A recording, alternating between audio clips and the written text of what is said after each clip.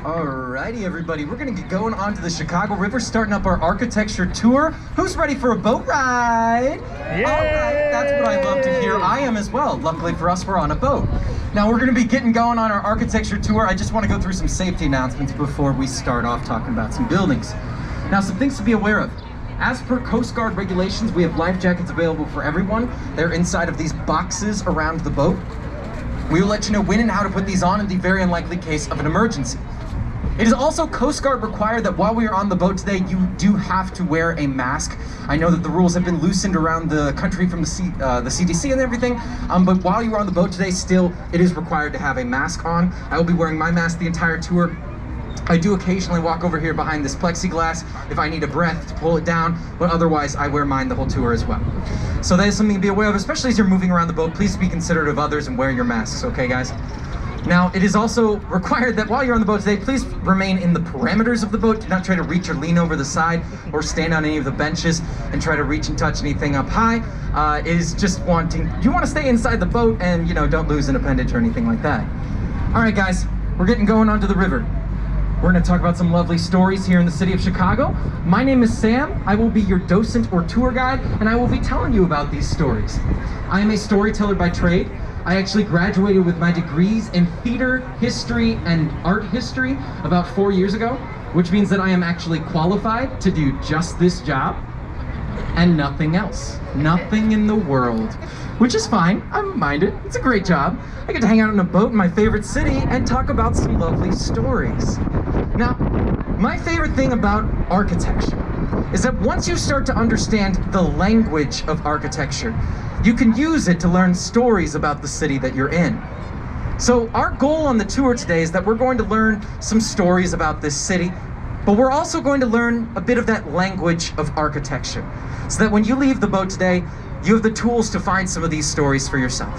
Okay, guys? Let's jump in. Now, before we get to these buildings, I want to give you guys a little bit of an early history of Chicago. Why we are all here on this boat. Got to go all the way back to the 1600s. That is when some European traders first came through the area, and they were looking for a way to connect the Lake Michigan area to the Mississippi River. They were introduced to native Miami and Potawatomi tribe members in the late 1600s that showed them this lovely Chicago River that we're on will take you down to the Mississippi through a couple of other waterways. It was a very important trade route that they had been using for generations. But they didn't really settle around this area because historically, the area around the river was actually pretty marshy. You see, those natives are actually who gave this river its name. It was originally called Chicago.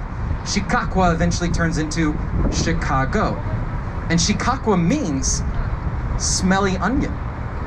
Yeah, we're the city of the smelly onion, and we're proud of it. I'm gonna get a shirt that says Big Smelly Onion. But you see, there were these native onions and leeks that grew around the river in that marsh, and they made the river smell not very good, which is why it was called the Smelly Onion River. We didn't even have our first non-native settler until about 100 years after that, the late 1700s. The father of Chicago is the name that we give to Jean-Baptiste Point DuSable. He was a Haitian immigrant, a man who came all the way from Haiti with his family. Are you from Haiti, or you just shout him out? That's great. The father of Chicago's from Haiti. He brought his family all the way up here in the late 1700s, and I think that's kind of amazing. He built his first trading post in this area, and the first man in this area to be settled around here. So the father of Chicago is actually a Haitian immigrant. Very fun. All right, guys, I'm gonna hop off the mic for a second. We are going underneath this bridge, and we're going to have this city open up to you guys. So I hope you guys got your cameras on you. I see you have some of them out, because this is going to be kind of like a curtain going up on opening night. And we're going to jump right into some architecture as we come out from underneath this bridge, okay guys?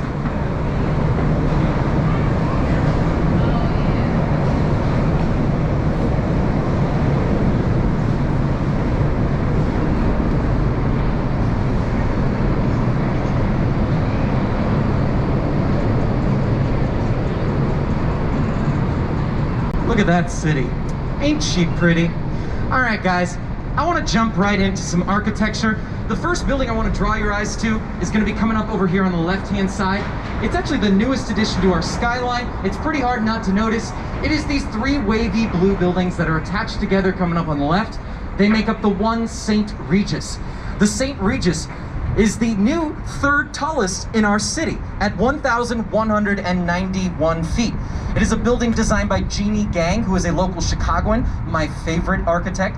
She's an incredible woman from this area. She even won the 2011 MacArthur Genius Grant, so we call her a genius.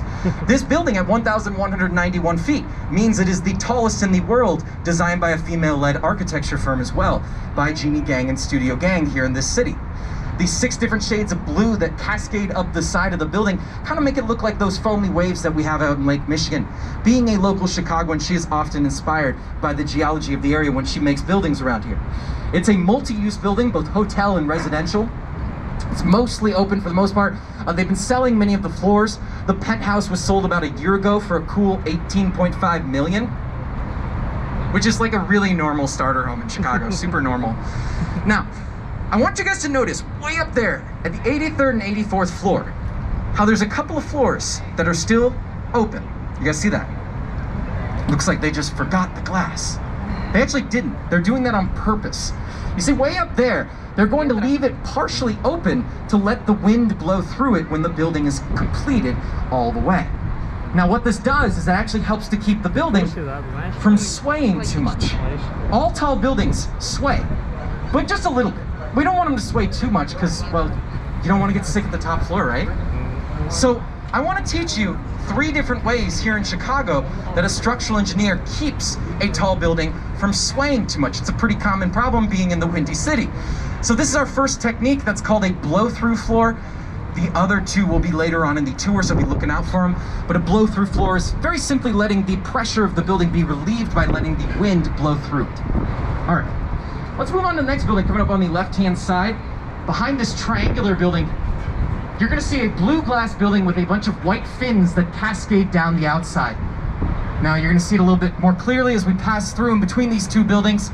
You guys see these balconies that undulate down the side in a bunch of different patterns.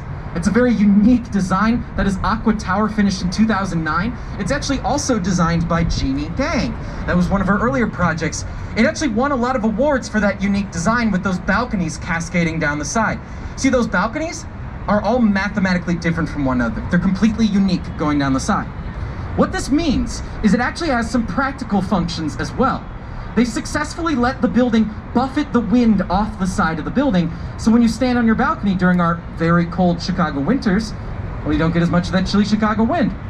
And the second fun practical purpose is that they fan down the side of that building like that, instead of being stacked right on top of each other like you normally see.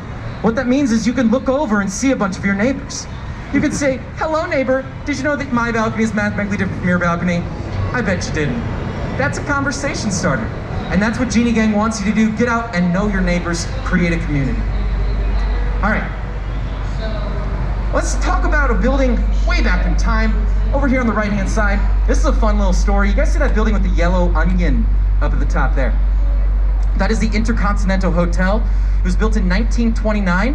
I actually want to talk about that chimney that's right behind it. You guys see what is a chimney that peeks out? It's the highest point of that building over there. It's actually kind of a funny design if you see it from the side, because the chimney just sort of shoots up there. But they actually designed it like that so that it would double for another purpose. They thought they would make a lot of money off of people parking their blimps at the top of the building. And no, that never happened, not once. But I love that story, because it shows you that architects are thinking about the future and what a city might look like. And just because he was wrong doesn't mean it's not a great story about what it could have looked like. All right, we're coming up to the city center, you guys. The DuSable Bridge, named after the father of Chicago that I mentioned before. His name's actually also on DuSable Park. It's on DuSable African American History Museum on the south side. Another place I highly recommend. I believe it is opening up soon. Now, I want to talk about this beautiful white building with the clock tower over the top on the right-hand side is being reflected really lovely by that sun right now. That is the Wrigley building. It was built in 1921 and 24. It has 250,000 glazed terracotta tiles on the outside that are 6 different shades of white and cream. Now, this is a style of architecture called Spanish Revival. Spanish Revival. This is where I want to start with architectural styles. You see, as we start to develop this downtown city center in the late 1800s, early 1900s in Chicago, we didn't really have our own style of architecture yet. You know, at that point, we were still copying and pasting what we saw in Europe, taking their sense of beauty, making it our own. Very literally sometimes. In this case, that clock tower up there at the top of the Wrigley building was designed directly after the Giralda Tower, which is on a cathedral in Sevilla, Spain, which is why we call it Spanish Revival. So at this point, we still take our story from Europe, copying and pasting their designs, and this is really where it starts in Chicago. So we'll talk about how that develops later on in time. Let's move forward way in time, because right here in front of us is the second tallest building here in the city, Trump International Hotel and Tower, 1,389 feet, up to that spire up there. This is a style of architecture called contextualism. This is what I call the friendliest style of architecture, contextualism. These buildings are all about being specific to their site. They want to mimic things happening around the building to make the whole area look a lot more beautiful. Here's one example right here. You guys see how it has 3 patios? 1, 2, 3? Those patios are actually matching the heights exactly of buildings that came before it in the area. The first patio is the same height as the Wrigley building. The second is the same height as the Mather Tower, which is that skinny Gothic building over there on the left-hand side. And the third is the same height as the AMA Plaza, that large black box building coming up on the right. So what it does is it tips the cap to these other buildings. And what that does for you is it makes it a little bit easier for your eyes to transition from one thing to the next. It even has a bit of a silvery sheen to it to make a nice easy transition from the white building on the left to this black building coming up on the right. It fits into its context, that's why it's called contextualism, site-specific. Now I do want to talk about this large black box coming up on the right. This is the AMA Plaza, finished in 1973, designed by Ludwig Mies van der Rohe. Mies van der Rohe, very important architect. He was known as the father of American modernism. This is black box modernism. Now, Mies van der Rohe coined the phrase, less is more. You guys heard that one before? It's all about the simplicity of something leading to its internal beauty. Now that's what I want you to think of when you see this style. Because what he's actually doing is stripping away the usual decoration that you saw in buildings to leave you with the simple materials. Architecture stripped to its core, less is more. I'll get back to modernism, but I want to point out these very photogenic corn cobs sticking in the ground on the right-hand side. These are the Marina city towers that we were coming up to. They were finished in 1968, designed by Bertrand Goldberg. Goldberg is an architect who considered himself a social scientist first. You see, this structure was actually an experiment of his. Back in the 60s, not a lot of people lived down here in the city center. There wasn't a lot to do, and there weren't very many residential buildings. So he wanted to try and change that. But to get you to live down here, he had to give you everything that you needed all in one place. This was his experiment. If I give you a city within a city, does it help to revitalize the area? So what this is exactly what I'm describing. You live up top, have your car valet parked for you down below, got your laundromat, your daycare, your movie theater, your ice skating rink, your offices, your restaurants all back there. And right here in front you have your marina as well, because he knew you couldn't live without a boat in Chicago. Gotta have it. We all got boats. It's actually a genius design and a genius idea. It really did help to revitalize this downtown city center. Many residential buildings came after it, and that's kind of the beauty of what Marina City did. All right, how about we switch our eye lines? Let's go over here to the left, guys.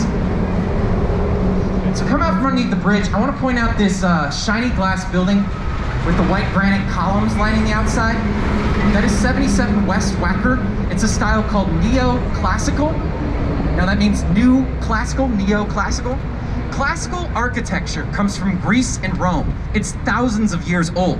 So what this style does is updates it with contemporary materials. You guys see how it has solid base, soaring columns, evenly proportioned, and way up at the top, that triangle, that pediment? It kind of looks like a bunch of themes you might see on, say, the Parthenon. But what it does is it updates it with that glass and that white granite to make it look like, well, a tall, shiny Parthenon sitting on the Chicago River. Neoclassical. And that building was designed by Ricardo Bofill, by the way, one of the only non-American architects on our tour today. He's a Spanish architect, 1992, 77 West Wacker. Over here on the right, we got this low-lying red brick building here, the grandfather of this area of Chicago. It was built in 1914. This is the Reid Murdoch. It's had a lot of lives on this river. It's been a makeshift hospital, a warehouse, a traffic court. It even has Encyclopedia Britannica's headquarters in there nowadays. It's sort of an encyclopedia building. Had a lot of purposes. It's been here for over 100 years. Now, I want to talk a little bit about bridges. We got some pretty famous bridges in our city as well. We've been going underneath a lot of them already. These burgundy bridges, like this one right here in front of me, are actually called Chicago-style bridges. They are unique to our city. A Chicago-style bridge is a double-leaf trunnion bascule bridge. Double leaf means that it opens up in the middle, like so. Oh yeah. We have 43 movable bridges in our city. That's actually the second most in the world. Only behind Amsterdam, they've got like 61. And we do still lift them up. In the spring and in the fall, that's how we get our sailboats to and from the lake. If you were around downtown in the morning, you would have seen it. They let some sailboats down to the lake. They live on the South Branch, so you have to open up the bridges one by one to let them on through. It's a really fun procession to watch if you ever get the chance to see it. All right, now coming up on the right-hand side, I want to talk about that giant building with the Indiana limestone on the outside. That is the Merchandise Mart, or the Mart as we call it, on the other side of the bridge. The Mart was built in 1930. It actually happened to be the largest in the world for about 10 years. It is 4.2 million square feet. It takes up 2 city blocks. It had its own zip code until 2008. It's a huge building. And this is also our first example on the tour of Art Deco. Welcome to Art Deco. Now this is really our first distinctly American style of architecture. It shows up in the late 1920s. So before that time, remember, we were looking back towards Europe. Now we're looking forward towards an American machine-made future. Here's how you identify Art Deco. You guys see how it has these vertical lines going up the side of the building that are right next to these deep, dark inset windows? You see how they break up the horizontal lines on purpose? They're doing that so that your eyes will naturally follow the movement of the building up, up, up. Art Deco is all about verticality and movement. You'll even see there's a lot of repeated patterns, like the building is moving along the side with those arrows emulating from those gold diamonds. Now, I think of the Roaring 20s when I see Art Deco. That's the time when it shows up. It's a time of great optimism. So when I see a building that makes you look up towards the sky, it makes me think of that optimism. And I always think of those vertical lines sort of like pinstripes, because, you know, they had their great zoot suits at the time. I imagine they were wearing them when they made the building. All right, we'll get back to Art Deco, but we've arrived at beautiful Wolf Point. It is looking quite lovely today. Wolf Point is the confluence of the 3 branches of the Chicago River. We're actually on the main branch right now. We're about to head up the North Branch to our right, and then down the South Branch after that. There's a lot of brand new buildings around this area that make it look quite beautiful. Over here on the right are the Wolf Point Towers. Wolf Point East is that light blue one finished last year. Wolf Point South is this one being worked on in the middle. And on the other side is Wolf Point West, a dark blue residential building built in 2017. Up here in front of us, that building looks like a pencil stuck in the ground. And the one with the arch in the bottom, you see those 2 large blue glass buildings? Those were both built in 2017 as well. Now I want you to notice how many brand new buildings are built around Wolf Point. That's important to notice because, well, for most of our history, we didn't really want to come down here to Wolf Point. Even though it looks super beautiful today, the main reason why was because the industries that lived on the North and South Branch polluted this river pretty indiscriminately. So areas like Wolf Point, they weren't fun to be around. They smelled terrible. We really haven't been cleaning up the river until about 40 years ago when we started, which is why only about 5 years ago you have so many brand new structures being built around areas like Wolf Point. I mean, over here on the right where the Wolf Point South is being worked on, this was just a car lot 5 years ago. So that shows you how much we're changing the way we use this area of our river in Chicago. We're gonna talk a lot about getting back to the river today. It matters, it's a part of our story. This is where we get our name. So it is exciting to see all of these brand new buildings utilizing areas like Wolf Point, because now we can come down here and enjoy it. And it does look quite beautiful today. All right, we're turning up the North Branch.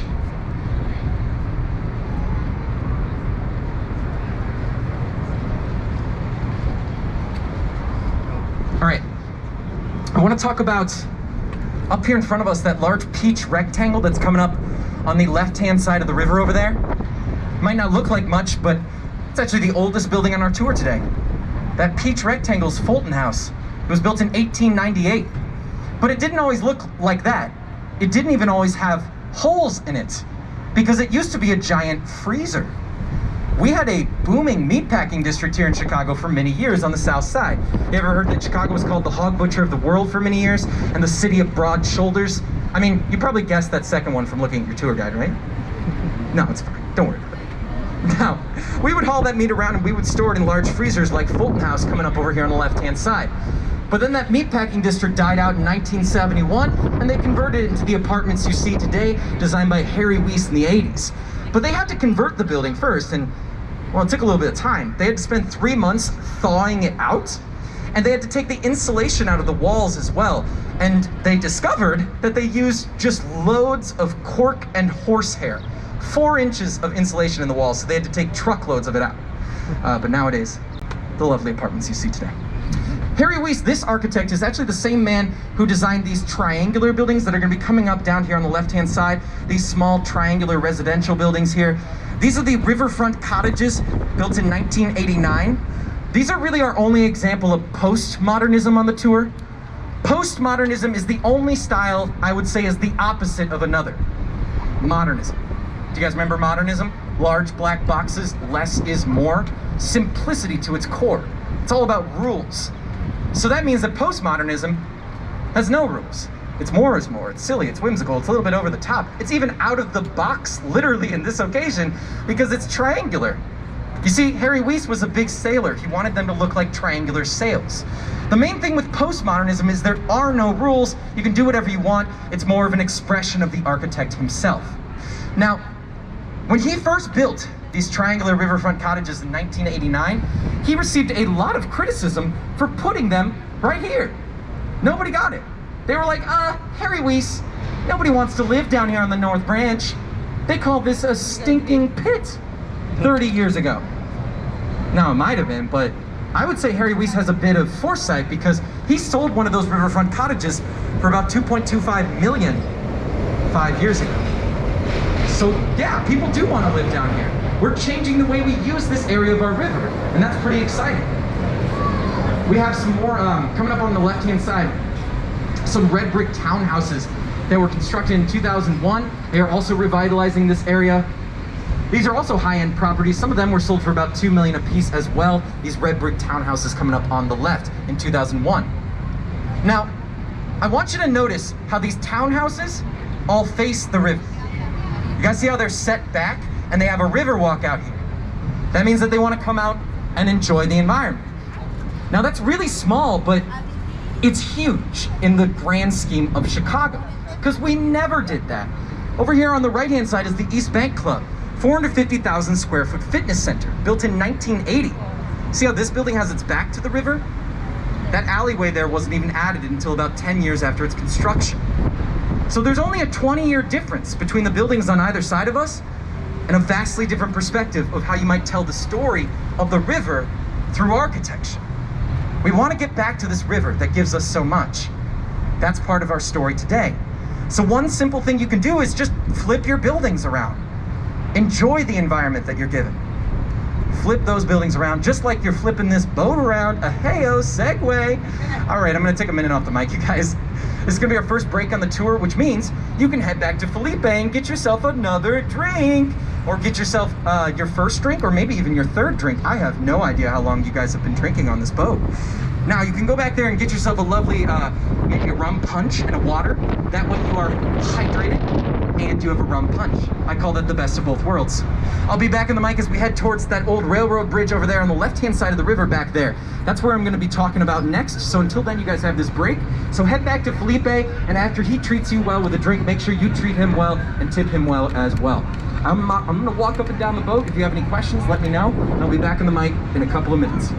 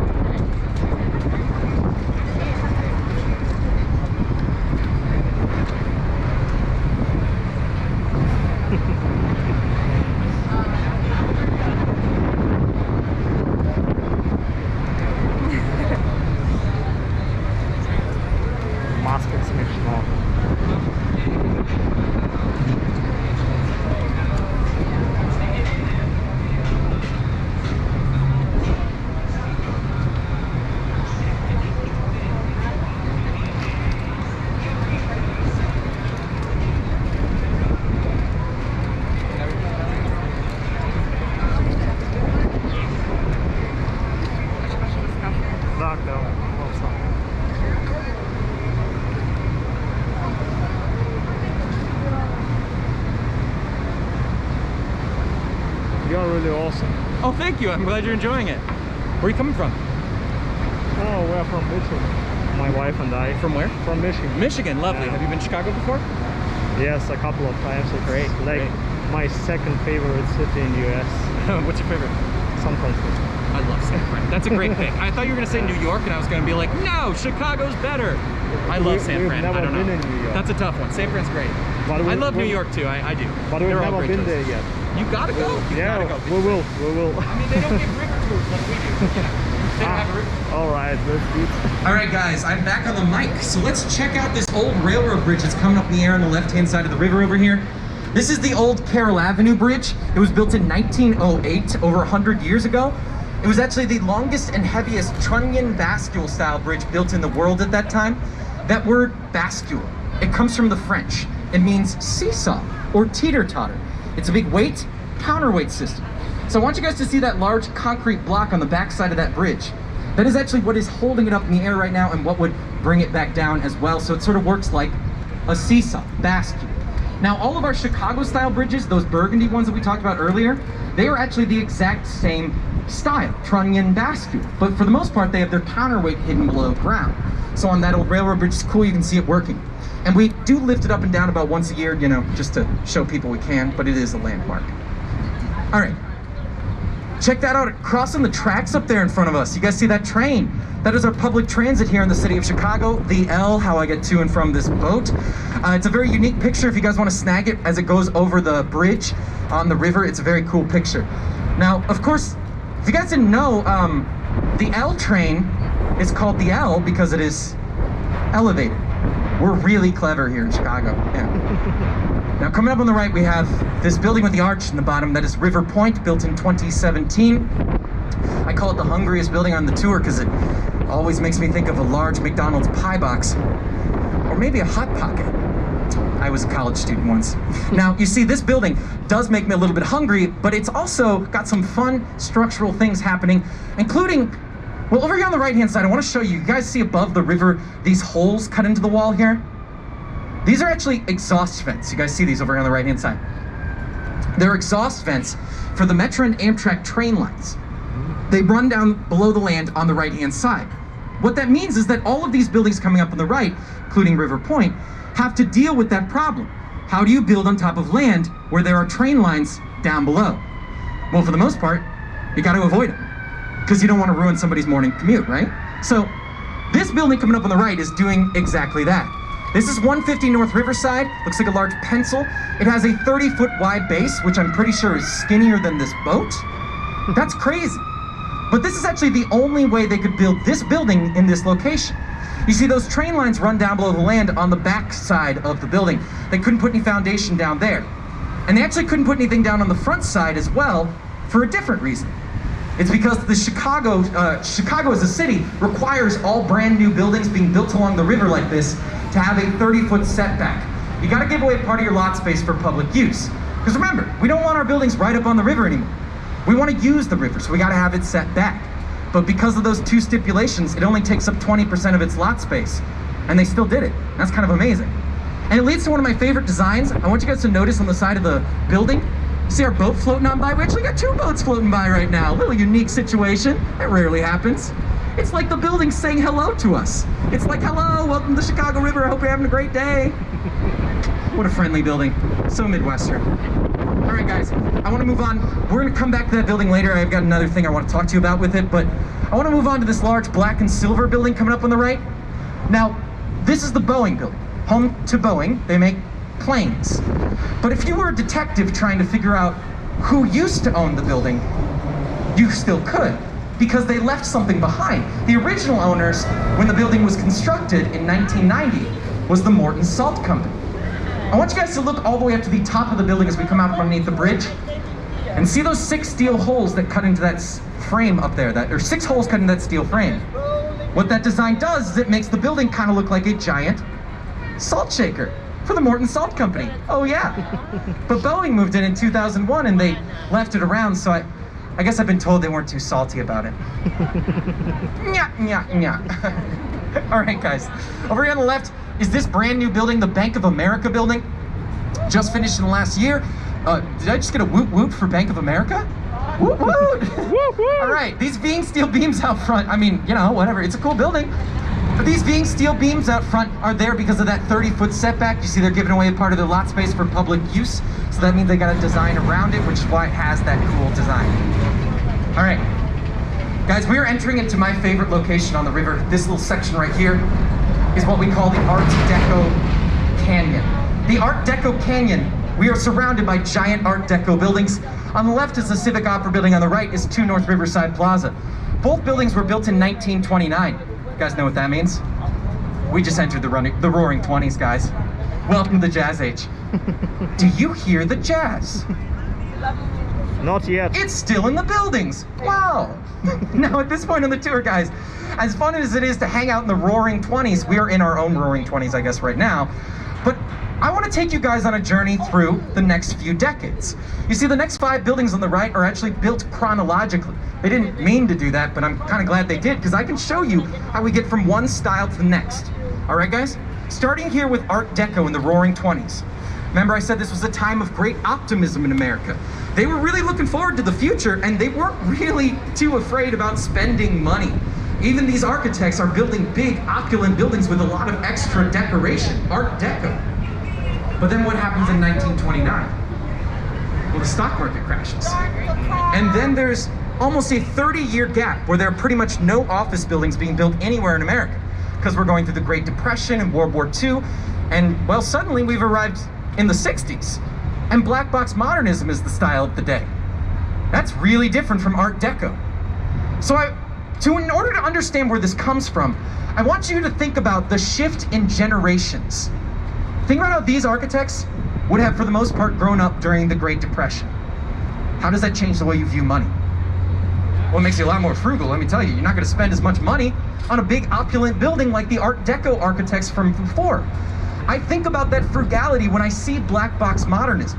Because in the 60s, businesses were booming. There was a great need for office buildings, which means that you can build a lot of these buildings for not a lot of money. What you see is what you get. There's no added ornamentation. It's just that black steel frame and that black curtain wall of glass. So you can build a lot of these buildings for not much money, which is what Chicago did. We have over 50 of these structures in the city. But at the same time, I understand it looks a little bit boring and maybe drab nowadays, especially very austere and cold. So I want to remind you that at the time, it was revolutionary. They believed that less is more mantra. It wasn't just a monetary thing. They wanted to strip architecture to its core to show you how simple, sleek, and beautiful it can be. So remember that as well when you see black box modernism. All right, guys, let's say goodbye to black boxes. We're done with that. We're moving into the 70s, guys, so I need you all to say hello to white boxes. We're getting crazy now. This style is called international style. That means that you can pick it up, put it anywhere else in the world, and it wouldn't interact with the environment any different. It's not a site-specific building, it's more like site-apathetic. Its point is it's trying to be cheap, repeatable, international, a building you can build anywhere. So it's pretty similar to black box modernism. The only real difference is you can add some white concrete to the outside. So I want you to notice how in the 60s and 70s, these styles are mostly pretty cheap, repeatable, and very international. That was convenient for the time, but I want to show you how we shift as we head into the 80s. Coming up on the right-hand side, you guys see that curvy blue and green glass building there? It was built in 1983. It is a site-specific building. We talked about this style before.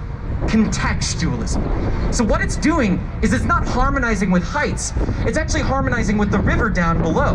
That blue and green curve and that bubbly glass matching that blue and green curve of the wavy river down below. Now what that means is that as we head into the 80s, we're turning away from these cheap, repeatable international buildings. And now it's more about being specific to your own site. Unique, diverse, and I'd say local. Because this building cannot be built anywhere else in the world. It can only be built right here, harmonizing with this environment. So welcome to the 80s, everybody. I hope you brought your hairspray. Oh, check this out over here on the left, by the way. You guys happen to be confused about where we are? There's a map of the Chicago River on the side of that building. See that red brick up there? That is this building. It's an $800,000 You Are Here sign. Alrighty, guys. So I want to point out The Art Deco building coming up on the right. Remember Art Deco? Racing lines, deep dark inset windows, those pinstripes. You might even recognize this building from the beginning of the Dark Knight film. The Joker drove a bus full of cash out of that building, and he got away along Van Buren Street above us. This is the Gotham City Bank. Oh yeah. Although, before that, it was the old Chicago Post Office. This was actually the largest post office in use in the world from 1932 until 1996 when they vacated the building. They no longer have a use for a gigantic post office in the modern world. So it laid empty for almost 2 decades because nobody really knew what to do with it. Nobody wanted to spend the money to invest in a giant building like this, and they couldn't really get rid of it because, well, the interstate is right in front of us and it goes down below and in between the building. It's a bit of a logistical issue, which is why it laid empty for so long and the Joker was allowed to use it. But about 5 years ago, they finally found the right investors. They are spending over $600 million on its renovation, changing it to brand new office space. The plan is to attract big businesses to come down here to this area of the South Branch and revitalize this part of our river. Businesses like Walgreens, Uber, Home Chef have actually already moved in their headquarters into the old Chicago post office. So it's actually a mostly finished project, especially on the inside. It is pretty much done. They just have a little bit of work to be done on the outside. They've done remarkable work on it. It really did not look this great even a couple of years ago. Now, I'm going to talk a lot today on the tour about the individual stories that these buildings tell. But I do want to draw your attention to the fact that there is an overarching story as well. A story of Chicago. Sort of like a thread that ties the buildings together. I want to give a title to this story of our city for the purposes of this tour. The title of the story of Chicago, what I would give, is our city motto. I actually think it's perfect. I couldn't find a better way to describe our story. Our city motto is a Latin phrase, urbs in orto. Urbs in orto means city in a garden. City in a garden. I really think that's perfect, you guys. That describes Chicago to me. Now think about that. They gave that motto to this city when it was first founded in 1837. They must have looked around them at the 3 branches of the Chicago River, at Lake Michigan and the lovely marshes and prairies that they were given, and said, this is a garden, and we want to treat it like that. We are just a city in a garden. I mean, think about that. There's a difference between a city in a garden and a garden in a city. What that means is that here in Chicago, we try to put our garden first. Love and use this environment that we are given. I want you to think about how architecture can help to write the story of a city. How do you build a city in a garden? One step at a time. Coming up on the left-hand side, you guys see this snaking building with the bubbly glass? This is River City. River City was built in 1986. You guys might recognize it from another building we already talked about. This is the second by this architect. It was similarly circular, but it was much taller. You guys remember the corn cobs? Bertrand Goldberg, our social scientist friend. This is the same architect. Now, it's actually the same idea as well. Marina City was a city within a city, an experiment to revitalize that downtown city center. So this is the same idea, but on the South Branch in the 80s, trying to revitalize this area. But where Marina City was a hit downtown, I want you guys to notice that River City was not. I mean, people still live here, sure, but it's not just about the building itself. It's about how it was trying to revitalize the area. And you might notice it's the only major piece of architecture down here today, 30 years later. That shows you that people were not ready to move to this area of our garden back in the 80s. You know, it didn't have the benefit of being in the downtown area where it was pretty far away from the pollution. This area was probably still pretty smelly. But that's all right. This is actually an example of how the city tells the story one step at a time. I love River City because it shows you that he started this chapter a little bit early, but doesn't mean that the chapter isn't going to get finished. There's going to be a lot more happening down here on the South Branch in the not too far future, really. I mean, if you come back here in a couple of years, I think you're gonna see more happening down here. This building won't look as lonely anymore. Just a little bit ahead of its time in writing this chapter of our story of a city and a garden. All right, guys, speaking of stories, it is officially story time on the tour today. Over here on the left-hand side, if I can get it to fly flag, I want to talk to you about, oh, look at, that was perfect. Oh my gosh, that's never worked. That lovely flag over there with the 2 blue stripes and the 4 red stars. Did you guys see me do that? Magic. Now, I want to talk about that city flag. That is our Chicago city flag. 2 blue stripes, 4 red stars. You guys seen the flag before? We put it everywhere around the city. I have many friends that have it tattooed on their bodies. Not I don't like needles, that's not really the point.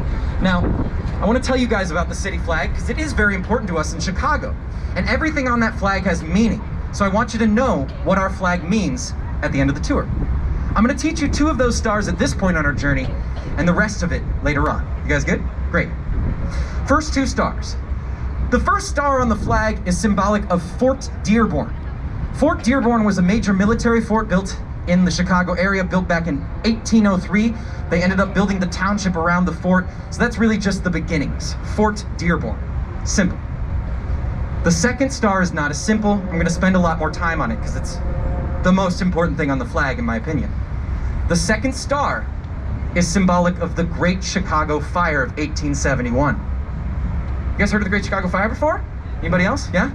Midwesterners maybe at the very least. I know I grew up hearing a lot of stories about the fire. It's a pretty common thing to hear about around here. There's one story about the Chicago Fire that's pretty often told, even today. It goes like this. Catherine O'Leary's cow kicked over a lantern and started the fire. So just so we're all clear, they blamed a cow. And they were actually lying. You see, the tabloids were just looking for somebody to blame, and they found an easy mark in Mrs. O'Leary and her cow. But we still think that today. Now, part of the reason why is because we don't really know how the Great Chicago Fire got started. There are other theories, but we know it wasn't the cow. It couldn't have been. They were just trying to find somebody to blame. And now you guys know. We don't have to frame the cow anymore. I mean, come on, it couldn't even defend itself. That's utterly ridiculous is what it is. I think I heard a chuckle. I'll take that. That'll feed my ego for the day. All right, guys, over here on the left-hand side, I just want to point out this is one of my favorite views of our tallest building. You guys see that large black box modernist structure with the 2 white antennae? That is the artist formerly known as the Sears Tower. Nowadays, it's called the Willis Tower. I call him tall, dark, and handsome because, you know, he's a beautiful building. We'll be talking about him as we get closer. I just want to point him out because I think this is a really cool picture from the South Branch. Ooh, there's that wind. Here we go. If I, like fly off the back, you guys just, somebody come up here and keep going on the tour, okay, great? Thank you. You're my sub. All right, now here's the deal with the fire. We don't know how it got started, but there's something about the fire that I find more important than how it could have gotten sparked. You see, I think the way the city was built is a main reason why the fire was as devastating as it was. Now, Chicago had a huge population boom in the 1800s. Remember I said not a lot of people lived here in the early history because it really wasn't that habitable. It was pretty marshy. But as America started to move west, this just happened to become, well, a very convenient trade hub for the entire nation. We're right in the middle, right on the Mississippi River and the Great Lake area as well. So that means that people came here in troves to make their name in trade and commerce in the middle of the 1800s. It was a bit of an unexpected population boom. In 1850, there was 30,000 people in the city, which is, a small town. By the year 1900, there was 1.7 million. Now here's the thing. It took Chicago only 60 years of being a city to become the 5th largest in the world at 1.7 million. That's rapid development. What it means for planning a city is that if you have a lot of people moving here very quickly, you gotta build the city pretty quickly as well. There wasn't a lot of time to plan, say, the layout or the design of the city itself. What that means is they built it mostly out of what they had in surplus, trees. Chicago was made over 90% out of wood when the fire broke out in 1871. And they were 14 weeks into a drought. It was a giant, dry wooden city. And they think the cow did it. Now here's the story of what happened that night, guys. The fire breaks out over here on the night of October 8th, 1871 on the southwest side, not too far from us. And it spreads incredibly quickly because it's eating up a giant, dry, wooden city. At first, they ran to the other side of the river to get away from it because it got out of control so quickly. Unfortunately, the fire jumped over the river twice. It went all the way up to the north side, way up by Lincoln Park. These incredible southwest winds that night, pushing it onward. By the time it finished, it was almost 3 days later. 100,000 people had been left homeless, 300 people killed. That is the most devastating single event in the history of our city. But why do we honor it on the flag? Well, because we wouldn't have what we think of Chicago today if it weren't for the fire. Because they didn't do a very good job of planning the city the first time, they're not gonna mess it up the second. This is our second city and we're gonna do it better. And that's what happened. Because architects and engineers, they flocked to the city to help to rebuild it from the ground up. It was a pretty unique opportunity for an architect because, you know, booming metropolis, no buildings. That means you have a guarantee that the structures will be used. You can experiment a little bit more on creating a better city. And these architects were creating ideas that helped build this city and cities around the world. There's one invention that comes out of this period that I think is monumental, and I wanted to share with you guys. The invention of the very first steel frame skyscraper. The skyscraper was actually born here in Chicago in 1885, designed by William LeBaron Jenney. Now that is a huge invention, literally and metaphorically, because what it does is it allows cities around the world to solve the huge population problems in city centers. No longer did you have to pack people in as closely as possible to rise up populations. Now you can put those people in the sky. Vertical living changes the way that we view cities today. You know, back in the 1800s, most cities were pretty dirty and claustrophobic. I want to remind you, you did not want to live in a city center in the late 1800s. It was not fun to do. But before that time, they could only build to about 10 or 12 floors for most buildings, because the typical masonry they used was not strong enough to be able to support much more than that. After the invention of the steel frame skyscraper, you can build buildings over 100 floors tall. That is the legacy of the fire right behind me. That city, that tower, the exact same technology as the very first one. That shows you what Chicago is. A phoenix rising out of the ashes. And that's your second step. All right, guys, let's jump back into some architecture. I will get back to the rest of the flag later, but remember the fort and the fire. All right, let's draw you guys over here to the right-hand side. Let's talk about that rocket ship kind of like building. It's got the statue way up at the top. You guys notice how it has pinstripes, racing lines, deep dark inset windows? It's Art Deco. Now this Art Deco building is the Chicago Board of Trade, finished in 1930. And that statue way up there is the Roman goddess Ceres, C-E-R-E-S. That's where we get the words cereal and cerveza. She is the Roman goddess of grain, and they did a lot of grain commodity trading in that building, which is why she hangs out up there and looks over the finance district here in Chicago. Hey! Coming up on the right-hand side, I want to talk about this octagonal peach building with that crown way up at the top. That is 311 South Wacker. We call her the queen of our skyline because that crown way up there, it lights up very beautifully every night here in Chicago. It actually lit up so bright when it first debuted that birds got distracted by it on their migration paths. They thought it was the moon, and they couldn't figure out where they were going, which is very sad, but thankfully we do turn down those lights during migration periods nowadays. Don't worry, birds can find their way. And now, I'd like to draw your attention to the king of our skyline, the tallest building in the city. That large black box modernist structure with the two white antennae is the Sears/Willis Tower. Now, of course, it was originally coined the Sears Tower when it was built in 1973, had a name change about 10 years ago, so most Chicagoans would tell you it's the Sears Tower. It was the tallest building in the world for 24 years after it was built in 1973. It was a serious monument across the world, and it is still the tallest here in our city of Chicago. It's black box modernism. You guys see that? It's less is more, but a lot more of less is more. It's actually 1,451 feet tall, or 442 meters. for our friends that don't use the same frustrating system of measurement as us in America. Now, I want to talk about the unique design of the Willis Tower. You guys see how that building is actually more like 9 columns?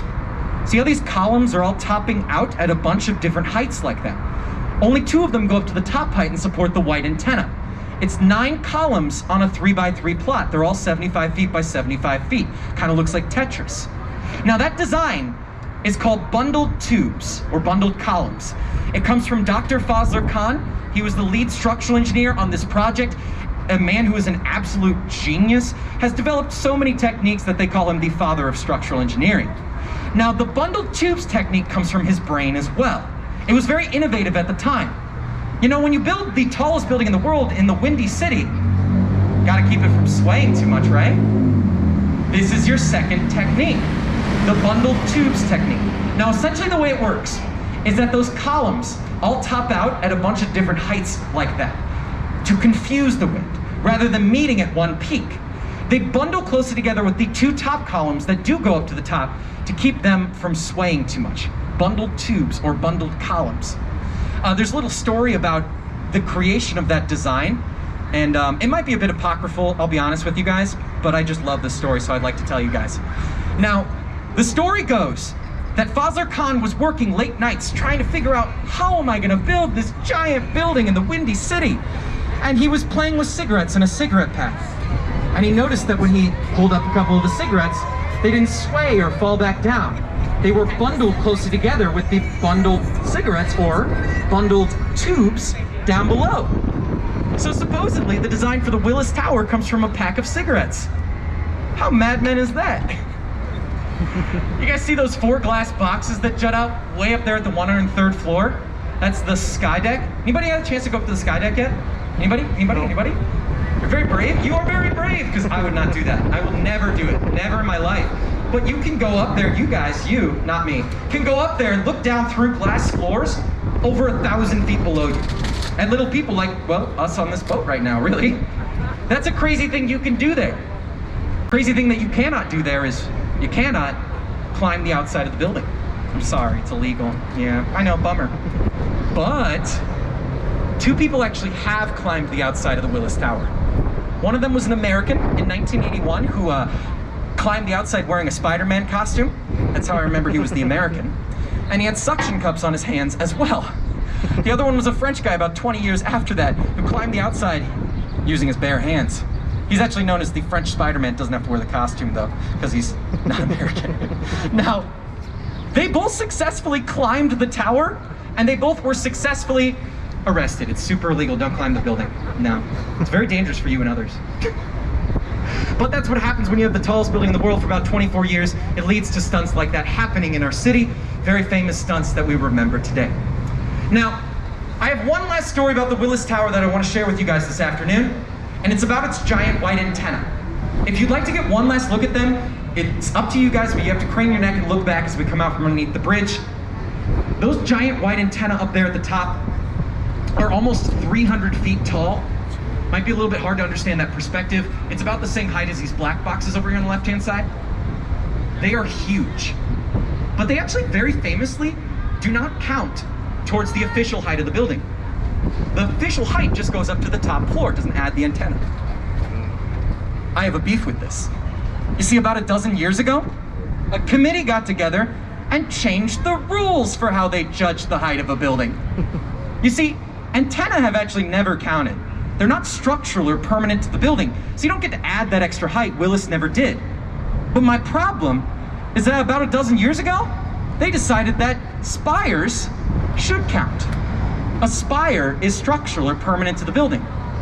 Now what that means is that contemporary architects are constantly throwing spires on things to add extra height.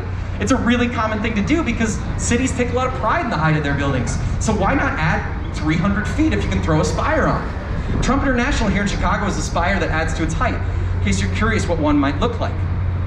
Nowadays, the tallest building in the Western Hemisphere benefits from a spire.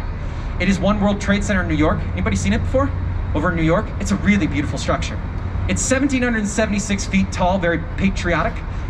But I want to mention that if we actually threw out spires and antenna and just said top floor, how tall is the building, just like the good old days, Willis would actually be 83 feet taller than One World Trade Center over in New York. So we still got that. Oh, does anybody know where the tallest building in the world is right now, currently? Dubai, excellent. You guys are very smart. The Burj Khalifa, 2,717 feet. Have you guys seen it? Yeah. It's huge. It's in Dubai. 2,717 feet, which is almost twice as tall as Willis. Seriously, it's a huge building. It's a building designed by a starchitect named Adrian Smith. Adrian Smith is actually a local Chicagoan. So, we still got that too. Look, we're the home of the skyscraper, guys. I take a lot of pride in these tall buildings that we have. Alrighty. We're back out here into the Art Deco Canyon. We've arrived in the roaring 20s. Welcome back to the Jazz Age, guys. I want to talk about the lovely Civic Opera building over here on the right. This is home to the Lyric Opera. There's a 3,600 seat opera house inside that building. But its most famous seat still today is actually outside of the building. It's the building itself. If you look up at the side, do you guys see how it looks like a throne? It has a back and two arms. Now this is actually a really famous design because when it first debuted, everybody made fun of them for building a throne on the dirty Chicago River. But the architects didn't even mean it to look like one. They designed it like this because those arms in the back are just office space. They wanted the office space to provide rent for the Lyric Opera on the inside. And then after it was finished, everybody realized it looked like a throne. And they got made fun of for it.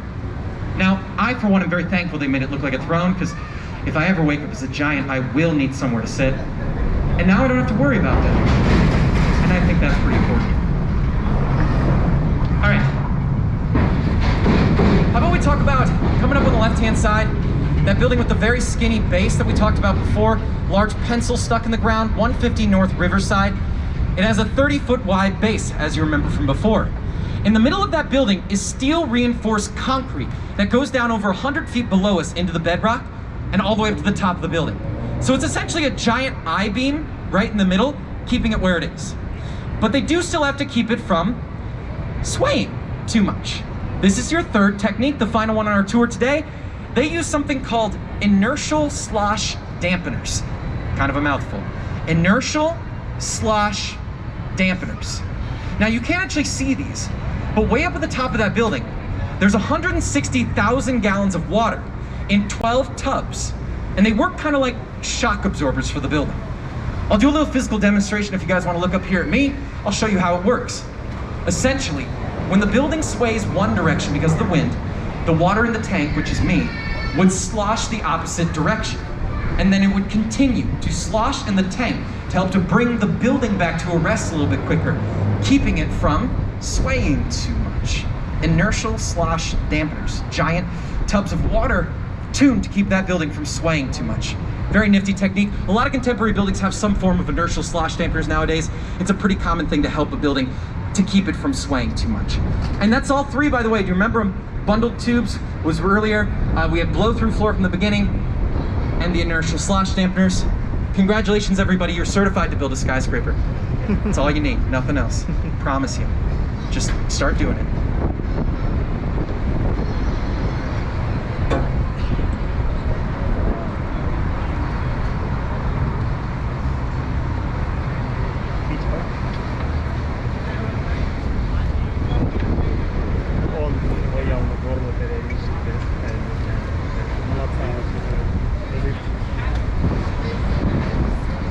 Alrighty guys, we're heading back down the main branch now for the final act of our tour. I want to start with this curvy building coming up over here on the right hand side.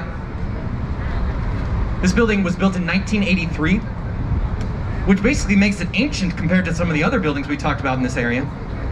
Now, this is probably my favorite example of contextualism on the tour, a site-specific building.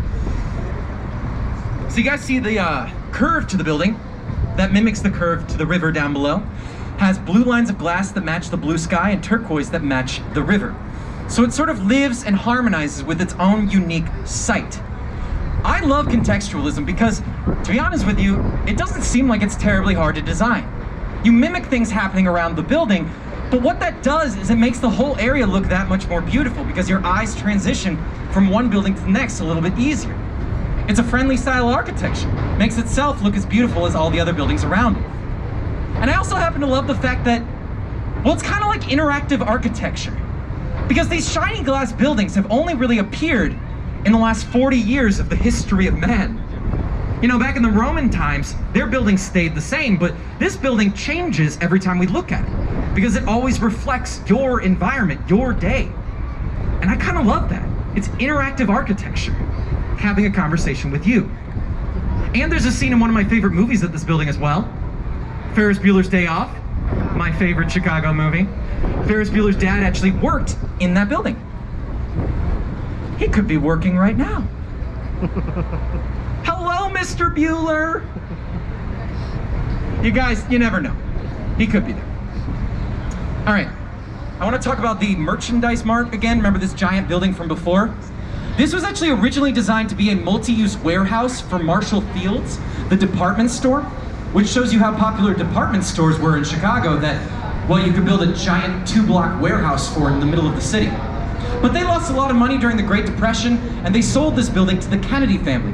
JFK's dad is the man who renovated it, and he also added these Pez dispenser heads to the outside. You guys see these heads facing away from us? These statues are called merchant princes.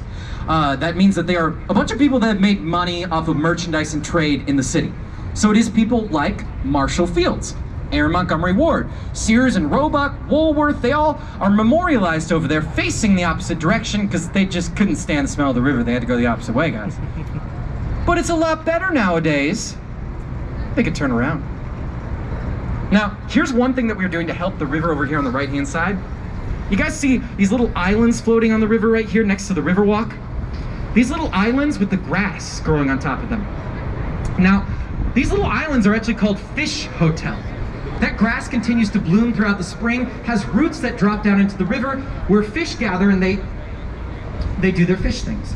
Now, back in 1979, there was a very famous study of the Chicago River that was done where they found that there was only 10 species of fish left in the river. That's not an ecosystem, not even close. So since that moment, we've been trying to clean up and revitalize this ecosystem. Nowadays, we're up over 70 species of fish because we've reintroduced them to the river, and they get together at places like those Fish Hotel, and now we have more of them. You see, we can even fish in the Chicago River nowadays. That's a brand new development. And I've been told that by the year 2028, they think this river will be so clean, you can swim in it. Oh yeah. And I'm not gonna do it, not me, no, no, no. But you can do it. I do not swim, I sink. It is important to remember how far we've come in our city and a garden, though. I mean, this river used to be so polluted, they think it's part of the reason why the fire actually was as devastating as it was. Because, you know, that pollution would have sat on top of the water like an oil slick. So many think that's the reason why the fire skipped over it. But now you can swim in it in the not too far future. Come a long way. Over here on the right, let's talk about this shining glass building with the channels cut into it. That is 111 West Wacker. It's a style called sliced minimalism. So it's minimal, sleek, and simple on the outside. You can even see those windows open up from the bottom to make minimal difference on the design. And it has those channels that cut into it, as it looks very cool, but it also creates things like patios on the side of the building. You guys see patios going up the side. See how that first patio is even matching the height of the patio of the building next to it? It's like it's giving a little fist bump. I am now standing next to you as well. I don't know, maybe the buildings talk to each other. Now, probably the most out of place building still on the tour today is coming up over here on the right-hand side. Right in between these two tall, beautiful skyscrapers, we have this stout little angry building with the 55 at the top. This is 55 West Wacker. It's a style called brutalism. Even though it has nothing to do with the word brutal, and it does kind of look a little bit brutal. It comes from a French phrase, béton brut, which means raw concrete. So you see how there's raw exposed concrete on the outside of the building? This is another form of modernism. It shows up in the 60s. Remember how modernism is less is more. They didn't want any decoration, they want to show you the materials. This is the same idea, but instead of a black steel frame, It's concrete, brutalism, rather than modernism. And that's another style that pops up in the 60s. It's a very common style, especially for institutional buildings back in the 60s. I don't know if you guys have ever noticed, but I find that a lot of college campuses just have tons of brutalist architecture. Large concrete buildings. Not really sure what that was up, but it is a pretty cheap style of architecture as well. All right, off in the distance on the right, I want to point out that skinny green building with the very skinny gold top. That is the Carbide and Carbon building. It was built in 1929. That's real gold up at the top, by the way, but it's very, very thin, only 1/5000th of an inch thick. Now, when it first debuted in 1929, there was a story going around. Everybody thought it looked like a champagne bottle. Now, it was so popular, the architects even had to come out and deny it. But of course they would. They built it right in the middle of Prohibition. Alcohol was illegal here in America at that time. And to be honest with you, I think it would be way more fun if they didn't mean to do it. You know when you can't have something you just think about all the time? Sometimes it just shows up places. Look, maybe he just had champagne on the mind when he was making the building. And nowadays, it is a pretty good monument to the Prohibition era here in Chicago. It's even green and gold, which is very Great Gatsby. It's a lovely Art Deco building. Over here on the right-hand side, we've got the Jewelers Building. It's this ornate building with those Greek tempiettos, those domes up on the four corners. The Jewelers Building was built in 1926. When they first constructed it, they put a car elevator in the middle of it. It went up 28 floors. And they did that to try and prevent crime. They were worried about your jewelry being stolen outside the building. You know, Al Capone and the mob were running around at the time. Things were a little bit wild. So they thought, why not just stay in your car? Ride the elevator up to the floor you want to go to trade your jewelry, not have it get stolen. Like you're Batman with your car elevator. Now, I'm not really sure how successful it was. It doesn't exist anymore, but it does sound kind of fun. I must admit, I would love to try a giant car elevator. All right. We're coming up on the left-hand side to the NBC Tower. You guys see that building with the NBC peacock way up at the top? It has racing lines, deep dark inset windows, those pinstripes showing off its verticality and its movement, which I describe like Art Deco. But it's actually not Art Deco. I tricked you. It's a style called Eco Deco, which is way more fun to say.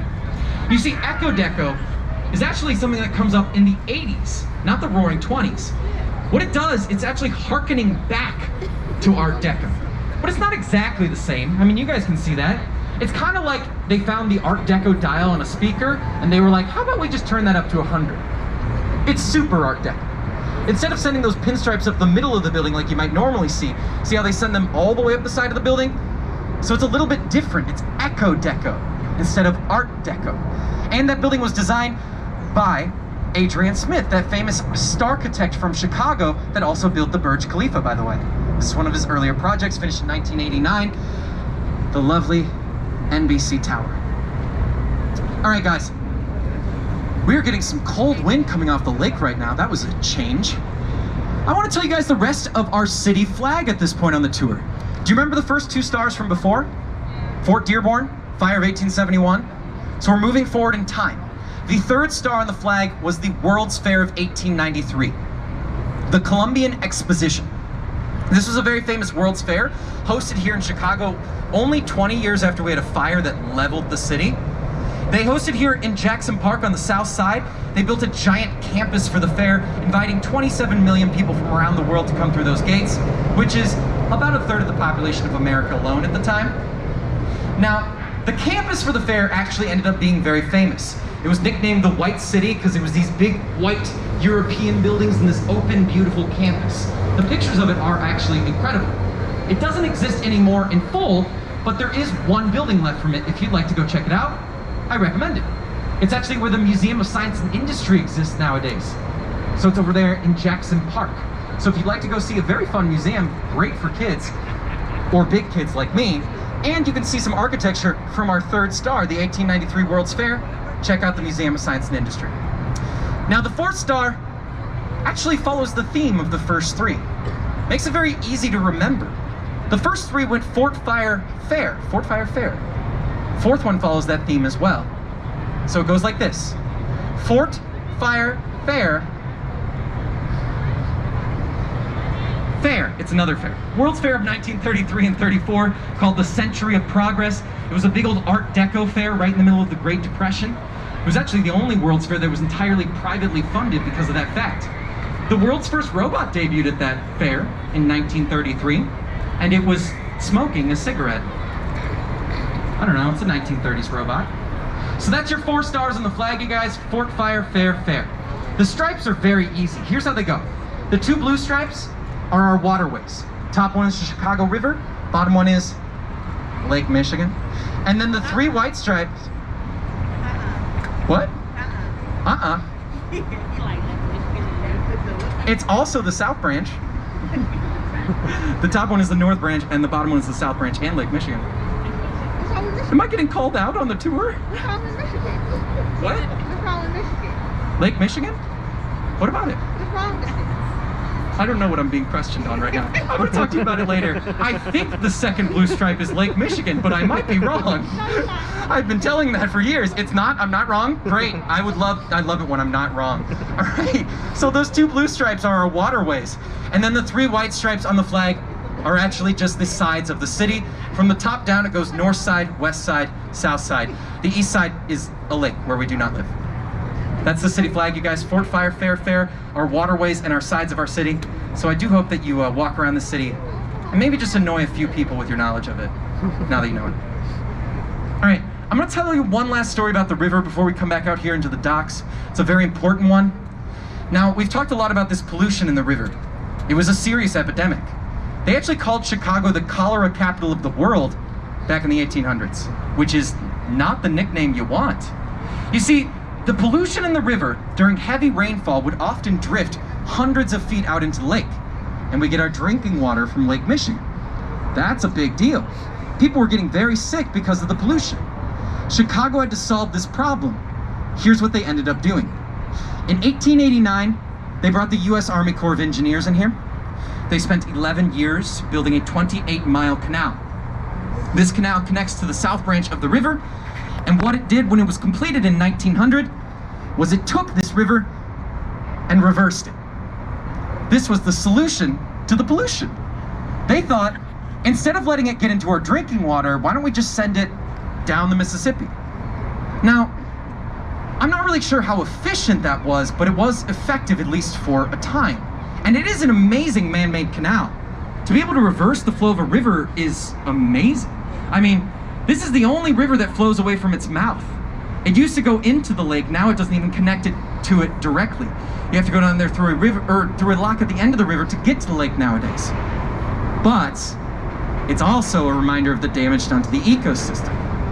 Because, I'll be honest with you guys, I think about all the time, wouldn't it just be easier to just stop polluting? I mean, instead they spent 11 years building a 28-mile canal, reversing the flow of a natural river to send the pollution just the opposite direction down the Mississippi. So while it is an amazing man-made canal, it is a reminder of the damage done. And I know that's with contemporary mindset. It's something I was thinking about. Over here on the right, we've got this large black steel frame building that we started next to, the solitary building with the curve to it. That is Lake Point Tower, finished in 1968. It's right where we started. So I thought I'd end with where we started. Lake Point Tower is actually the only private residential building east of Lakeshore Drive like that. So you get gorgeous views no matter where you are. Lots of celebrities used to live there over the years because, you know, it's a nice, beautiful building that's separate from the rest of the city. It's a very popular multi-use building, and nowadays I'm often just told it looks like a large fidget spinner, so those are the architectural facts I'm sure you guys came for. All right, guys. We're gonna come out here and we're gonna chill for a little bit, flip this boat around, and give you guys just a moment to stand up and walk around the boat and take some pictures if you'd like. Just please be efficient with your time. I'm never really sure how much time we have until we come back into the docks. So stand up, take some pictures, and then find your seats. I'll be back on the mic in just a minute or two, and I'll be letting you guys know that we're coming back into the docks, okay guys? So use this time efficiently, take some pictures, and I'll be back on the mic in just a minute to finish up the story of the city.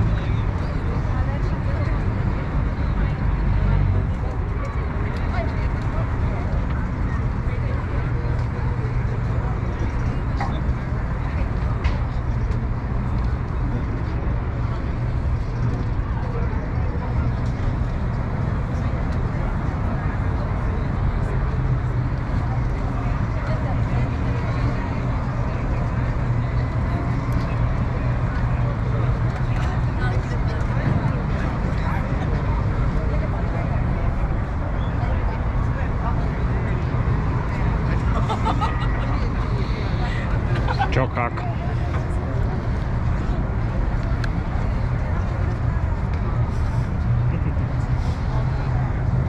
Я глянул. Да, очень круто. Рассказывай, очень интересно. И очень интересно.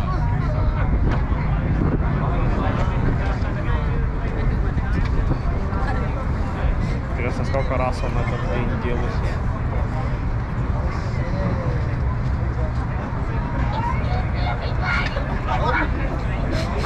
I gotta finish this up real quick, but that means it's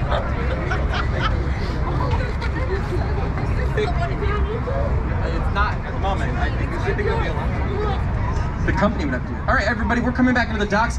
I need you all to please find your seats at this moment, and I need you to stay seated until we are totally docked up. It's for your safety, you guys. As we come back into the docks, I don't want you to bump the dock and fall over or anything, so please stay seated, guys. Make sure you look around you. Make sure you got all the bags that you brought with you. Any trash that you see, please pick it up. Help out our lovely deck hands and find a trash can for it. And make sure that you take your children off the boat as well. Unless they have an interest in sailing, then I guess you could leave them, I don't know.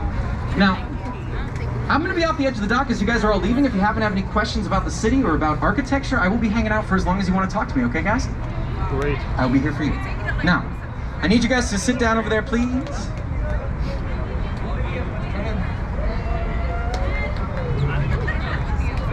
I need you guys to sit down, please. Guys, all right. Now, at the beginning of the tour, I mentioned how we were going to learn what I call the language of architecture. Everything a building uses, essentially, to communicate with you. This could be any number of things. We've learned a bit of them. I mean, we've learned styles, architects, we've learned eras, we've learned even colors that show part of the story.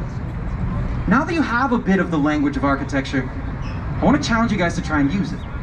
My first challenge to you is that while you're in Chicago, find at least one building that you do not know. See if you can look up and listen to the architecture and find a story within that building. Even if you can just name the style, that's more than most people. And my second challenge to you is to take this new language of architecture back to your own cities. If you're not from Chicago, and I hope that you find what story your city might be telling. Every city has a story to tell. And it's in these buildings all around you. So I hope that you find those stories, and most importantly, I hope that you tell them as well. Thank you all so much for coming out today. I really appreciate you guys have been great. I hope you enjoy my favorite city in the world, Sweet Home Chicago. Thank you all so much. Have a great day.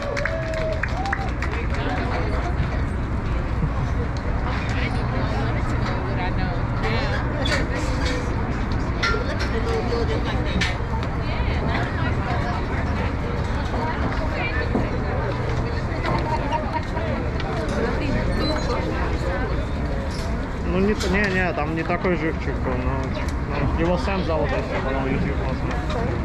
Именно зовут. Сэм зовут.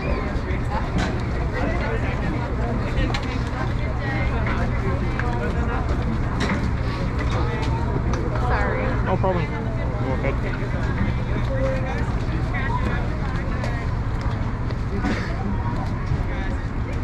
Вы ничего не забыли?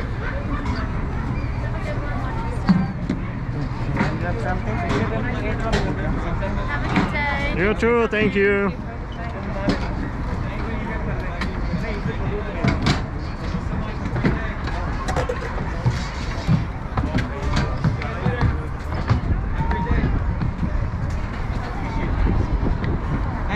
Thank you guys.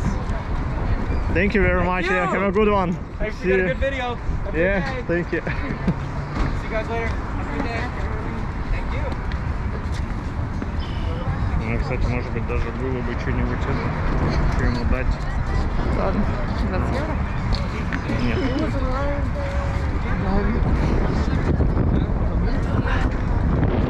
Можно маску снять. Наконец-то.